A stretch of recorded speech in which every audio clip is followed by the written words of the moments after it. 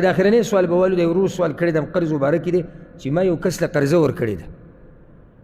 مال به له ورکړی دی یو نیم کال وشو او اتفاق په دې شوی چې 3 میاشتې بعد به یې درکو اوس وایي چې زما سره ځمکه ده خرڅومې خریټ به راشي او قصه دقیقه روانه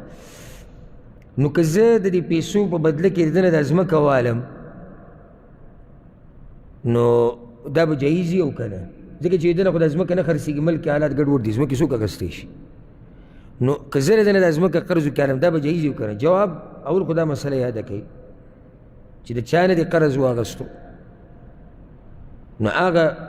نیټه چې کله پوره شي کوم باندې اتفاق شي هغې کې ورکول پکار دي لازم دي چې وري او چې څوک سبا بل سبا کوي دروغ او دوکې کوي دی په لویو ګناه کې واقع دی ځکه دې باره کې سخت وعیدونه راغلي دي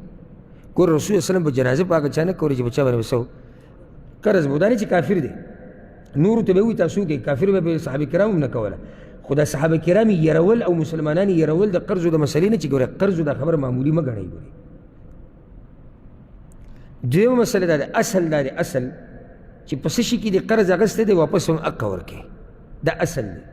خو که چېرته د داین او د مدین یعنی چا چې قرضه ورکړې ده او چا چې اخیستې ده که چېرته د هغوی اتفاق راشي